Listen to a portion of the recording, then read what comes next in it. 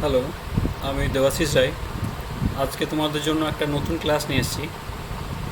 তো আশা করছি তোমরা মন দিয়ে শুনবে। তো চলো দেখা যাক কী আছে এই ক্লাসে আজকে। ঠিক আছে?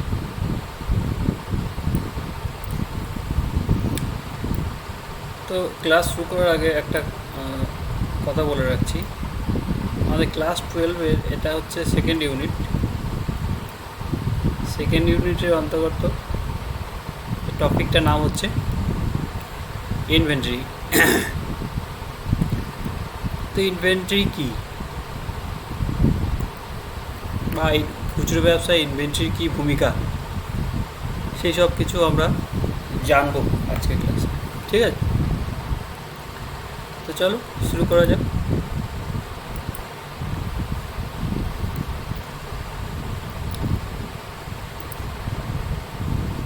তো ইনভেন্টরি হলো এক কথাতে ব্যবসার জন্য মজুত করা পণ্য বা মাল। তো ব্যবসার জন্য মজুত করা পণ্য বা মাল, ব্যবসা করতে গেলে তো যে কোনো ব্যবসাতে যেখানে বিক্রি করতে হয় সেখানে কিন্তু কিছু পণ্য মজুত করতে হয়। কারণ হচ্ছে খরিদ্দারের চাহিদা অনুযায়ী সবসময় সম্ভব হয় না কোনো পণ্যকে কিনে এনে তা বিক্রি করা। এই যে মজুত করা হয়, স্টোর করা হয়, এইটাকে বলা হচ্ছে ইনভেন্টরি। একটা ছোট্ট উদাহরণ দিয়ে বোঝানো যেতে পারে। ধরে নেওয়া যাক, যেমন আমাদের বাড়িতে একটা জলের ট্যাঙ্ক থাকে। ঠিক আছে? আর একটা একটা জলের ট্যাঙ্ক।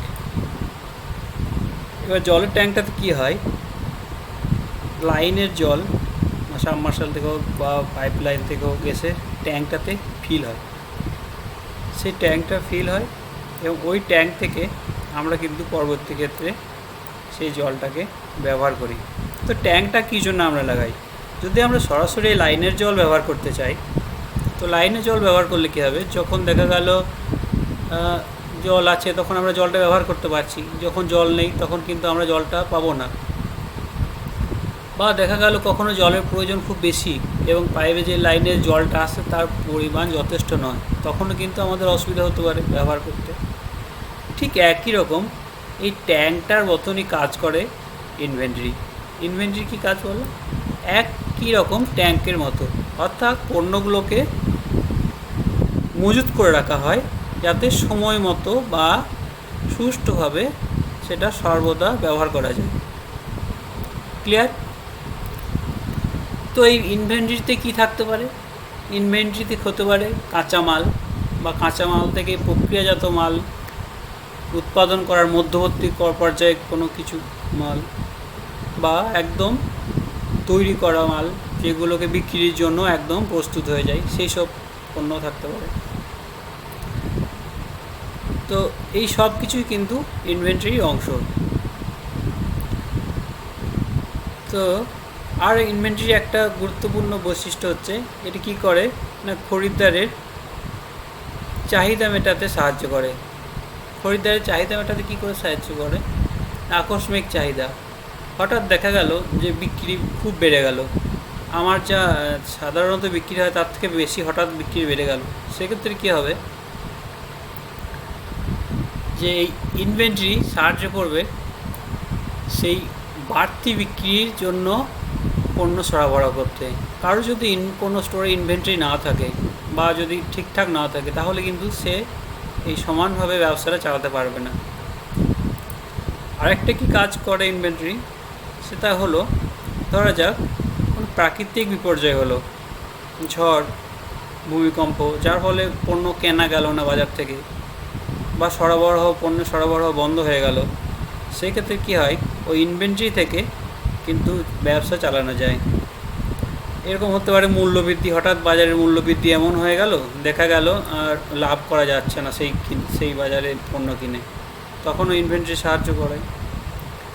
এছাড়া অন্যান্য আপৎকালীন পরিস্থিতি, যেমন বর্তমানে দেখা যাচ্ছে যেমন এখন বাজার বন্ধ, লকডাউন চলছে, কোনো পণ্য কেনা যাচ্ছে না, এইভাবে এই রকম পরিস্থিতিতে ইনভেন্টরি কিন্তু খুব গুরুত্বপূর্ণ ভূমিকা পালন করে এবং ব্যবসাকে লোকসানের হাত থেকে বাঁচাতে পারে। তো বোঝাই গেল ইনভেন্টরি একটা ব্যবসার জন্য কতটা গুরুত্বপূর্ণ একটা জিনিস। তো এবার দেখব আমরা ইনভেন্টরি কত রকমের হয়। ইনভেন্টরির প্রকারভেদ। ইনভেন্টরির প্রকারভেদের মধ্যে আমরা দেখতে পাচ্ছি এখানে একটা ছক আছে। তো ছকটাতে প্রধানত প্রধান দুটি ভাগ আছে। একটা হচ্ছে ম্যানুফ্যাকচারিং আর একটা হচ্ছে মার্চেন্ডাইজিং। অর্থাৎ ম্যানুফ্যাকচারিং ইনভেন্টরি সেগুলো কোনগুলো না, যেখানে পণ্যের কী করা হয়, প্রক্রিয়াজাত করা হয় বা তৈরি করা হয়। সেখানে কিছু দরকার হয়, কি কাঁচা মাল দরকার হয়, বা পণ্য উৎপাদন করার পর যেগুলো ফিনিশড গুড সেগুলোকে রাখার দরকার হয়, বা মধ্যবর্তী পর্যায়ে পণ্যগুলো রাখার দরকার হয়। এই ম্যানুফ্যাকচারিং যে ইনভেন্টরি, এটাকে আমরা এখানে তিনটে ভাগ করেছি। তিনটে ভাগ কি, র ম্যাটেরিয়াল বা কাঁচামালজাত ইনভেন্টরির মধ্যে থাকছে ইন্টারমিডিয়েট বা মধ্যবর্তী পণ্যগুলো, এবং তৈরিজাত বা একদম ফিনিশ গুড, যেগুলো কিন্তু একদম বিক্রির জন্য রেডি। আর দ্বিতীয় ভাগটা কি হচ্ছে, মার্চেন্ডাইজিং। মার্চেন্ডাইজিং ইনভেন্টরি কোনগুলোকে বলবো, যেসব পণ্য সরাসরি কিনে বিক্রি করে দেওয়া হয়। সেটা হতে পারে ধরো একটা মোবাইলের দোকান বা একটা ইলেকট্রনিক্সের দোকান, যেখানে কিন্তু মোবাইল বা ইলেকট্রনিক্সগুলো কিনে সরাসরি বিক্রি করে দেওয়া হয়। এখানে কোনো প্রক্রিয়া করার প্রয়োজন হয় না, এগুলোকে ডাইরেক্ট সেল করা হয়। ঠিক এইরকমই যদি আমরা মনে করি যে ম্যানুফ্যাকচারিং ইউনিটের যে ফিনিশ গুড আছে, সেই ফিনিশ গুডটা কী করা হয়, এটা ডাইরেক্ট বিক্রি করার জন্য রেডি। অর্থাৎ এইখানে কিন্তু র মেটেরিয়াল বা কাঁচামাল বিক্রি করা হয় না, বা ইন্টারমিডিয়েটও বিক্রি করা হয় না। একটা উদাহরণ দিয়ে বলতে পারি, ধরো একটা ফার্নিচারের দোকান আছে, যেখানে ফার্নিচার বানানোর জন্য কিছু কাঁচামালের প্রয়োজন, যেমন কাঠ, রং, তারপর কিছু স্ক্রু বা অন্যান্য ছোটোখাটো মেটেরিয়াল। তো এই সবগুলো কিন্তু ওই কাঠের ফার্নিচারের দোকানে এই র মেটেরিয়াল হিসাবে সঞ্চিত হবে। এখানে কিন্তু এই র মেটেরিয়ালগুলো বা কাঠগুলো ডাইরেক্ট বা সরাসরি বিক্রি করবে না। এবার কি করে, কোনো ফার্নিচার রেডি করার জন্য প্রথমে সেটাকে ফ্রেমটাকে বানিয়ে রেখে দেওয়া হয়। এবার কাস্টমার এলে ধরো একটা টেবিল বা চেয়ার বা খাট, সে তার পছন্দ মতো রং পছন্দ করে বা তার রঙের কোয়ালিটি পছন্দ করে, তো তারপরে সেগুলো রং করে রেডি করা হয়। কিন্তু এই মাঝামাঝি জায়গায় যে ফ্রেমগুলো রেডি করে রাখে, এগুলোকে বলা হয় ইন্টারমিডিয়েট বা মধ্যবর্তীকালীন পণ্য। এই মধ্যবর্তীকালীন পণ্যগুলো হচ্ছে কিন্তু র মেটেরিয়াল থেকে বানানো পণ্য, যেটা কিন্তু বিক্রি করা হয় না এটাও।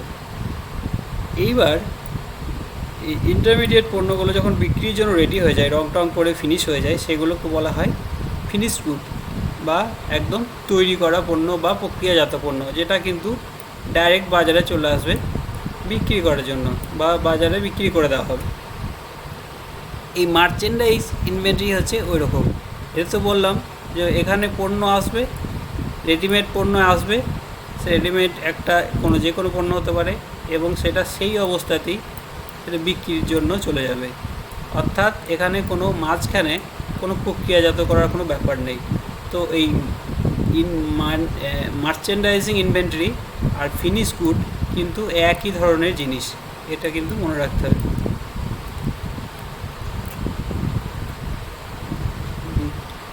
এবার আমরা দেখব ইনভেন্টরি পরিচালনা করা হয় কীভাবে। ইনভেন্টরি পরিচালনা করতে গেলে কিছু সূত্র আছে বা মূলনীতি আছে, যেগুলোকে মনে রাখা দরকার। তো ইনভেন্টরি পরিচালনা বা ইনভেন্টরি ম্যানেজমেন্ট হলো এক কথাতে ইনভেন্টরির মধ্যে একটা সমতা বজায় রাখা। কেমন, যে কোনো পরিস্থিতিতে আগামী দিনে কেমন পরিস্থিতি আসবে বা সময় আসবে, খদ্দের চাহিদা কী থাকবে, এই সমস্ত কিছু ভিত্তি করে বা পূর্বানুমান করে এবং দোকানের বিক্রির হার ইত্যাদি হিসাব করে ইনভেন্টরির মধ্যে সর্বদা একটা ব্যালেন্স রাখা হয় বা সমতা রাখা হয়, যা সেটা খুব কমে না যায় বা খুব বেড়ে না যায়। ঠিক আছে, এখানে নেক্সট আসছে আমরা inventory turnover ratio. Inventory turnover ratio বলে একটা কথা আছে। ইনভেন্টরি টার্নওভার রেশিওটা কি না, এটা আর কিছুই না, এটা হচ্ছে একটা নির্দিষ্ট সময় ধরা মনে করা হলো 1 বছর সময়কাল। 1 বছর সময়কালের মধ্যে একটা দোকানে যে ইনভেন্টরি আছে বা যে স্টোরটা আছে, স্টোরে যে পণ্যগুলো আছে সেগুলো কতবার টার্নওভার হয়, অর্থাৎ কতবার সেগুলো বিক্রি হলো এবং কতগুলোকে আবার নতুন করে কিনে ভর্তি করা হলো। তো এই সংখ্যাটাকে সেই সময়ের মধ্যে হিসাব করে টার্নওভার করা হয়, রেশিও বার করা হয়। যেমন ধরা গেল এটা 1 বছরে একটা ইনভেন্টরি দেখা গেল যে 12 বার পুরোটা বিক্রি হলো ইনভেন্টরি প্রোডাক্টগুলো, এবং আবার 12 বার তাকে ভর্তি করা হলো। অর্থাৎ সেই বছরের টার্নওভার রেশিও কিন্তু হচ্ছে 12। যদি সেটা 10 বার হয় তাহলে সেটা হবে সেই সারা বছরের তার টার্নওভার রেশিওটা 10-এর অনুপাতে হবে। তো এইটা সরাসরি নির্ভর করে সেই ব্যবসাটা কতটা লাভ করছে। এই ইনভেন্টরি যত বেশি টার্নওভার হবে ব্যবসায় লাভ তত বেশি হবে, কারণ মজুত মাল মজুত করে রাখলেই তো লাভ হয় না, সেটা কতবার বিক্রি হচ্ছে এবং কেনা হচ্ছে, অথবা কতবার রোলিং হচ্ছে তার উপর ডিপেন্ড করে লাভ কতটা হবে। ঠিক আছে, নেক্সট আসছি ইনভেন্টরি দ্বারা আর্থিক লাভ বৃদ্ধি। ইনভেন্টরি কীভাবে লাভ বৃদ্ধি করতে সাহায্য করে, একটু আগেই বললাম যে যখন কোনো বিপর্যয় আসে তখন কি হয়, বাজারে পণ্য পাওয়া যায় না, সেখানে অন্যান্য দেখা গেল স্টোরে বা অন্যান্য দোকানে যে জিনিসটা পাওয়া যাচ্ছে না সেটা এই ব্যবসায়ের ক্ষেত্রে সেটা সহজেই সরবরাহ করতে পারে। তারপরে কী হয়, সে সমানভাবে ব্যবসাটা চালিয়ে যেতে এবং আর্থিক ক্ষতি থেকে রক্ষা করে। ইনভেন্টরি কী হয়, একসাথে যদি অনেকগুলো পণ্য একসঙ্গে কেনা হয় তখন কী হয়, ইনভেন্টরির মধ্যে লাভ বৃদ্ধি হয়, কারণ সে কম দামে পণ্যটা কিনতে পারে। যে কোনো খুচরো ব্যবসায়ী সে যখন পাইকারি দরে পণ্যগুলো কিনে আনে, তার যদি ইনভেন্টরি করার ক্ষমতা থাকে, ইনভেন্টরি ঠিকঠাক রাখার ক্ষমতা থাকে, তাহলে কী হয়, সে অনেকগুলো পণ্য একসাথে কিনতে পারে এবং কম দামে পায়। তার ফলে কী হয়, তার লাভ বেশি হয়। আর একটা লাভ কী হয়, হঠাৎ দেখা গেল বাজারে কখনো পণ্যের দাম বেড়ে গেল হুট করে। তো হঠাৎ পণ্যের দাম বেড়ে গেলে কী হয়, যে যার ইনভেন্টরি আছে বা ইনভেন্টরি ভালো সুস্থ বা শক্ত আছে, সে কী করে, সে তখন পণ্যটা বাজার থেকে না কিনেও তার কিছুদিনের জন্য স্টোরটা চালাতে পারে। তার ফলে কী হয়, তাকে উচ্চ মূল্যের প্রোডাক্ট কিনতে হয় না এবং সমানভাবে বাজারে যে ক্ষতি হতো সেই ক্ষতি থেকে বাঁচে এবং ব্যবসায় লাভ হয়। ইনভেন্টরির আর একটা মূল নীতি হচ্ছে বিবিধ পণ্যের নির্বাচন। বিবিধ পণ্যের নির্বাচনটা কি? বিবিধ পণ্যের নির্বাচন হচ্ছে ইনভেন্টরির মধ্যে যেন কোনো একটি পণ্যের অধিক হয়ে গেল বা কোনো পণ্যের অভাব হয়ে গেল এমনটা না হয়। সমস্ত পণ্যের চাহিদা অনুযায়ী এবং যেগুলো বিক্রি হয় সেগুলো অনুযায়ী সমস্ত পণ্যের একটি সঠিক অনুপাতে এবং বিবিধ রকমের পণ্য তাকে গচ্ছিত রাখা প্রয়োজন, যাতে তার প্রয়োজন অনুযায়ী সাপ্লাইটা সহজ হয় এবং কোনো কিছু বিক্রি করতে যেয়ে দেখা গেল এই পণ্যটি নেই বা এটা বেশি আছে এমনটা না হয়। পণ্যের নির্বাচন করা খুব ইম্পর্টেন্ট, কারণ হচ্ছে একই পণ্য আমি দেখলাম বেশি করে ভরে নিলাম। ধরা গেল একটি সুপার মার্কেটে এক ধরনের যে খাদ্যজাতীয় জিনিস এবং চাল ডাল প্রচুর পরিমাণে সে স্টোর করে নিল, অথচ বাকিগুলো মশলা টশলা বা বিস্কুট এগুলো কম মজুত করলো। তার ফলে কী হলো, তার ইনভেন্টরি একটা ব্যালেন্স খারাপ হয়ে গেল এবং তার প্রয়োজন যখন হলো ঠিক পণ্যগুলো, তখন সে ঠিকঠাকভাবে সব জিনিসগুলোকে দিতে পারলো না। তো এটাই মাথায় রাখতে হবে, ইনভেন্টরি যেন কোনো একটি পণ্যের বা একটি দুটি পণ্যের ভরে না যায়, সেটা বিভিন্ন রকমের পণ্যের সঠিক অনুপাতে যেন থাকে। দ্বিতীয় এলাম ইনভেন্টরি সঠিক হিসেব রাখা। ইনভেন্টরি জিনিসটাই হচ্ছে স্টোর মজুত করে রাখা জিনিস, সেখানে হিসাবটা কিন্তু খুবই ইম্পর্টেন্ট। সঠিক হিসাব রাখা কেন প্রয়োজন? কারণ আমি যদি সঠিক হিসাব না রাখি তাহলে আমি সঠিকভাবে ইনভেন্টরি মেনটেন করতে পারবো না। সঠিক ইনভেন্টরি মেনটেন না হলে তা আমার না রাখার কোনো ফল পাওয়া যাবে না। ওই জন্য সবসময় ইনভেন্টরি সঠিক হিসাব রাখা দরকার এবং সেটা নিয়মিত করা দরকার। ন্যূনতম ইনভেন্টরি বজায় রাখা, এটা খুব ইম্পর্ট্যান্ট একটা টপিক, যেটাকে বলা হয় বেসিক স্টক। বেসিক স্টকটা কি? বেসিক স্টক হচ্ছে আমার স্টোরে বিক্রি হোক বা না হোক, মিনিমাম একটা পরিমাণ আমাকে ইনভেন্টরি কিন্তু বজায় রাখতে হবে। তার কারণ হচ্ছে যে কোনো সময়ে আমার ব্যবসায় যাতে চলতে পারে, আজকে হয়তো বন্ধ আছে, কালকে হয়তো বন্ধ থাকবে কিংবা পরশু খুললো, তখন যেন ব্যবসাটার রেপুটেশন খারাপ না হয় যে প্রোডাক্ট নেই বলে, বা ব্যবসাটা যেন খদ্দের ঘুরে না যায়। ওই জন্য মিনিমাম একটা ইনভেন্টরি সবসময় বজায় রাখা দরকার। যেমন আপৎকালীন কখনো দেখা গেলো ইনভেন্টরিতে কোনো মাল আনা গেল না, বা কোনো দোকানে কোনো সরবরাহ বন্ধ হয়ে গেল, সেক্ষেত্রে এই ন্যূনতম যে ইনভেন্টরি সেটা খুব সাহায্য করে থাকে। পরের পয়েন্ট হচ্ছে আগাম সতর্কতা অনুযায়ী পদক্ষেপ।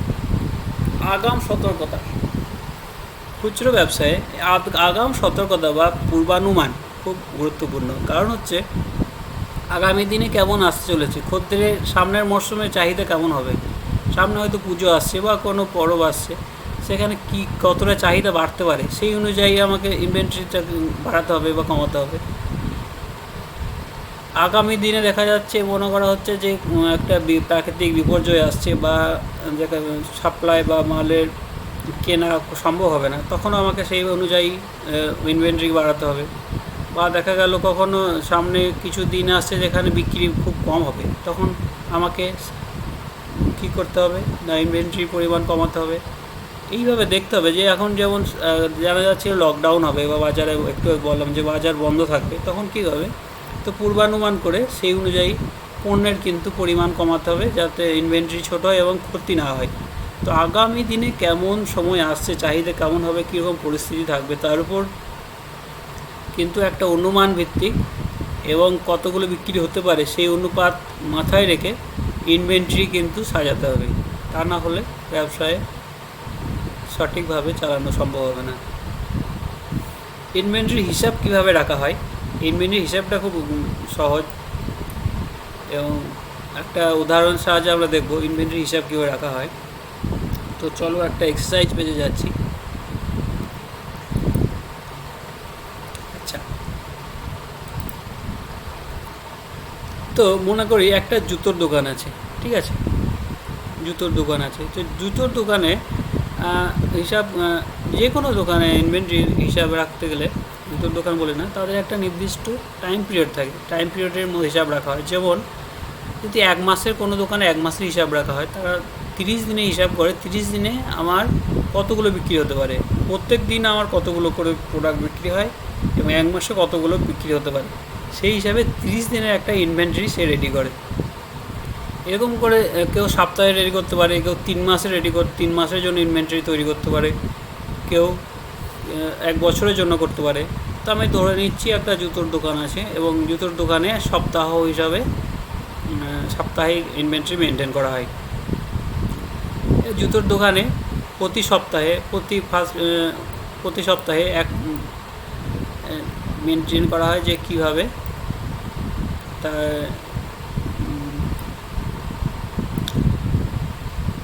কতগুলো বিক্রি হয় বা কতগুলো বিক্রি হতে পারে, ঠিক আছে। তো এখানে আমি একটা ফার্স্ট উইক হিসেবে লিখছি। তো ফার্স্ট উইকে আমি মনে করছি কতগুলো বিক্রি হয় হিসাব করবো। এবার এখানে হিসাবটা করতে গেলে ডেলি কতগুলো বিক্রি হয় জানতে হবে। তো ধরা যাক ডেলি জুতোর দোকানে 50টা করে জুতো বিক্রি হয়, ঠিক আছে।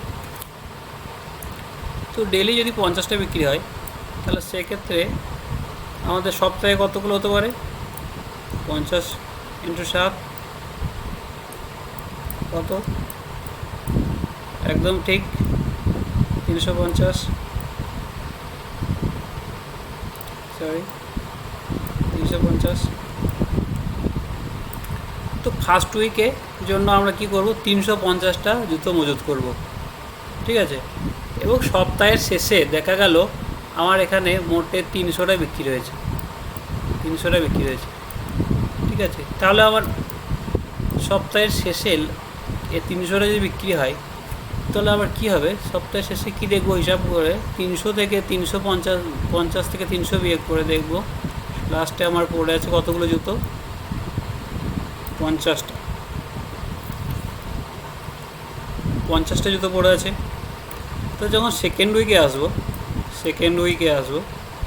তো সেকেন্ড উইকের শুরুতে আমার জুতো আছে কতগুলো না, ফার্স্ট উইকে লাস্টে যত ছিল তাই 50। আমার সপ্তাহের টার্গেট কতগুলো বিক্রি হতে পারে, 350।